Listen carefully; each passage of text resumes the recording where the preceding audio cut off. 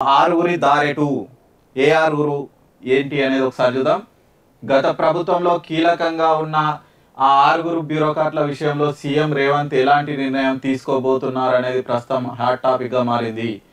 ఇదే అంశంపై సచివాలయం సర్కిల్లో జోరుగా చర్చ సాగుతుంది. ఇటీవల పలువురు ఐఏఎస్ ఐపీఎస్ అధికారులు బదిలీ చేసిన రాష్ట్ర ప్రభుత్వం కీలక పోస్టుల విషయంలో ఆచితూచి వ్యవహరిస్తుంది.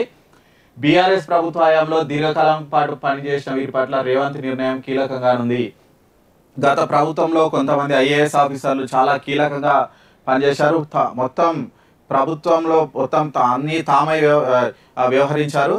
మొత్తం 6 మంది ఉన్నారు. ఆరుగురి దారెటు వాళ్ళు ఎవరు ఏంటి, అసలు రేవంత్ సర్కార్ వీళ్ళ విషయంలో ఎలాంటి నిర్ణయం తీసుకోబోతుంది అనేది ఒక ఇంట్రెస్టింగ్ స్టోరీ ఇక్కడ పబ్లిష్ చేశారు. అసలు ఆరుగురు ఎవరు అనేది ఒకసారి చూద్దాం. మనం ఇక్కడ ఆరుగురులో ఇక్కడ చూడొచ్చు. మనము మొత్తం ఆరుగురు గురించి ఇక్కడ న్యూస్ రాశారు. అందులో మొదటి వ్యక్తి స్మితా సబర్వాల్. గత ప్రభుత్వంలో సీఎంఓ ఆఫీస్లో ఆమె పనిచేశారు. గత ప్రభుత్వంలో ముఖ్యమంత్రికి కార్యదర్శిగా వ్యవహరించినటువంటి స్మితా సబర్వాల్ మిషన్ భగీరథ స్కీమ్తో పాటు గ్రామీణాభివృద్ధి లాంటి అంశాలతో సీఎంఓ తరఫున బాధ్యతలు చూశారు. ఇప్పుడు ఇరిగేషన్ డిపార్ట్మెంట్కు సైతం అదనపు బాధ్యతలు చూస్తున్నారు. కాళేశ్వరం ప్రాజెక్టుపై అవినీతి ఆరోపణల నేపథ్యంలో ఆమెను ఎక్కడికి బదిలీ చేస్తున్నారు అనేది సస్పెన్స్గా మారింది. చూస్తున్నాం ఒక 2 రోజుల నుంచి స్మితా సబర్వాల్ విషయంలో ఎన్నో ఊహాగానాలు వస్తున్నాయి. ఆమె సీఎంఓలో పనిచేశారు, మిషన్ భగీరథను చూసుకున్నారు, దాంతోపాటు కాళేశ్వరం కీలకమైనటువంటి కాళేశ్వరం బాధ్యతలు కూడా ఆమెనే చూసుకున్నారు. ఈ కాళేశ్వరం విషయంలో అవినీతి ఆరోపణలు చేశారు ప్రస్తుత సీఎం రేవంత్ రెడ్డి. ఖచ్చితంగా ఆమె మీద వేటు పడుతుంది. వేటు మీన్స్ ఆమెను తీసుకుపోయి లూప్ లైన్లో వేస్తారు అనేది ప్రచారం అయితే జరుగుతుంది. దానికి తగ్గట్టే ఆమె ట్వీట్ కూడా చేశారు. నేను 23 సంవత్సరాలు అవుతుంది, కొత్త సవాళ్ళకు సిద్ధంగా ఉన్నానని ట్వీట్ చేశారు. దాంతో ఎన్నో ఊహాగానాలు వచ్చాయి. ఆమె కేంద్ర సర్వీస్లోకి వెళ్ళబోతుంది అన్న న్యూస్ కూడా వచ్చింది.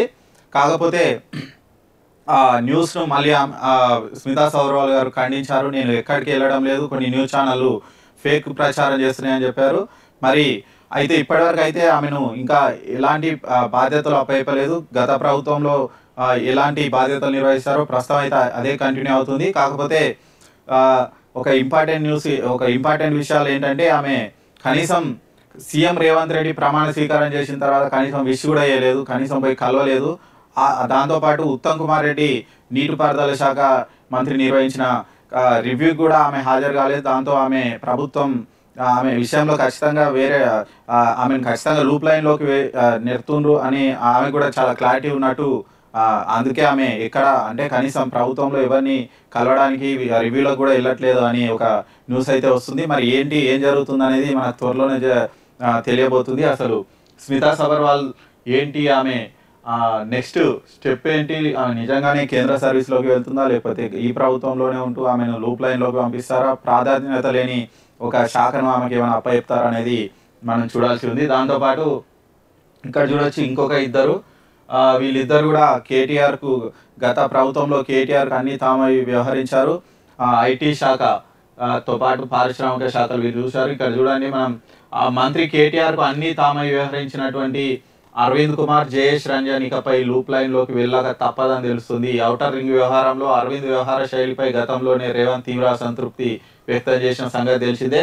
అలాగే మీడియాకు తప్పుడు సమాచారం ఇస్తున్నారన్న ఆరోపణలపై సమీక్ష సమావేశంలో ఇప్పటికే ఐటీ మినిస్టర్ శ్రీధర్ బాబు ఆగ్రహం వ్యక్తం చేసిన నేపథ్యంలో జయేష్ రంజన్ కూడా లూప్ లైన్లో పెట్టొచ్చు అనే వార్తలు వినిపిస్తున్నాయి.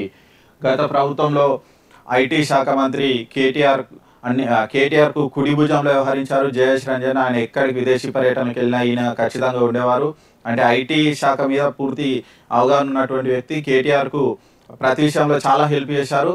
అలాంటి జయేష్ రంజన్ ఖచ్చితంగా ఇప్పుడు ఆయనకు బాధ్యతలు అప్పచెప్పి అంటే ఖచ్చితంగా లూప్ లైన్లోకి నెడతారు అని ఒక న్యూస్ అయితే వస్తుంది. ఇటీవలే మనం నిన్ననే చూసాము, ఐటీ మంత్రి శ్రీధర్ బాబు కొన్ని న్యూస్ బయటికి లీక్ అవుతున్నాయి అని అధికారుల మీద అసంతృప్తి వ్యక్తం చేశారు. అది ఖచ్చితంగా జయేష్ రంజన్ మీదని అని మనకు తెలుస్తుంది సోర్సును బట్టి. ఇక ఈ జయేష్ రంజన్తో పాటు అరవింద్ కుమార్ కూడా, ఈ అరవింద్ కుమార్ ఔటర్ లీజుకు సంబంధించి ఆయన మీ వ్యవహార శైలి మీద చాలా ఆరోపణలు వచ్చాయి. రేవంత్ రెడ్డి గారు కూడా ఆయన మీద అసంతృప్తి వ్యక్తం చేశారు. ఈ నేపథ్యంలో వీళ్ళిద్దరు కూడా లూప్ లైన్లోకి వెళ్ళగా తప్పదు అని ఒక న్యూస్ మనకైతే వినిపిస్తుంది. ఈ ముగ్గురితో పాటు సిఎస్ శాంతకుమారి ఇంకా జలమండలికి ఎండిగా చాలా చాలా రోజులు బాధ్యతలు నిర్వహించినటువంటి దాన కిషోర్, వ్యవసాయ శాఖ కార్యదర్శిగా కమిషనర్గా వ్యవహరిస్తున్నటువంటి రఘునందన్ రావు, వీళ్ళతో పాటు నవీన్ మిట్టల్, వీళ్ళందరూ కూడా అంటే వీళ్ళకు కూడా గత ప్రభుత్వంలో సన్నిహిత సంబంధాలున్నాయి. ప్రభుత్వం ఏ చెప్తే అది చేశారు. అంటే వాళ్ళు కూడా ఒక పొలిటికల్ లీడర్స్గా వ్యవహరించారని కాంగ్రెస్ నేతలు ఆరోపిస్తున్నారు. ఈ నేపథ్యంలో సిఎస్ శాంతకుమార్ విషయంలో డెసిషన్ ఏంటో చూడాలి. ప్రస్తుతం అయితే సిఎస్ శాంతకుమార్ యాక్టివ్గానే ఉన్నారు. రేవంత్ ప్రభుత్వం ఏర్పడ్డప్పటి నుంచి ప్రతి శాఖ రివ్యూ కానీ సీఎం రేవంత్ రెడ్డి నిర్వహిస్తున్నటువంటి రివ్యూలకు కానీ ఆమె క్రమం తప్పకుండా హాజరవుతున్నారు. అన్ని ప్రస్తుతానికైతే సిఎస్ శాంతకుమారి పైన ఆమె పనితీరు పైన రేవంత్ రెడ్డి ప్రభుత్వానికి కాస్త పాజిటివ్ దృక్పథమే మనకు అనిపించినట్టుగా అనిపిస్తుంది. మరి భవిష్యత్తులో ఏం జరుగుతుందో చూడాలి.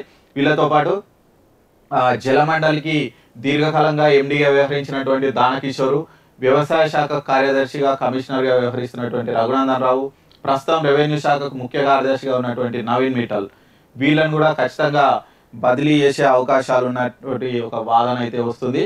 మరి వీరిని బదిలీ చేసి వేరేమన్నా కీలకమైన బాధ్యతలు అప్పచెప్తారా, లేకుంటే లూప్ లైన్లోకి పంపిస్తారా అనేది మనం చూడాల్సి ఉంది. ఇక్కడ మనం రెవెన్యూ శాఖ అంటే ఇప్పుడు ధరణి పోర్టల్ ఇవన్నీ కూడా గత ప్రభుత్వంలో ఉన్నటువంటి దీంట్లో నవీన్ మిట్టల్ కూడా కొంచెం కీలకంగా వ్యవహరించారు. దీంతో నవీన్ మిట్టల్ ఆయనను కూడా బదిలీ చేస్తారు.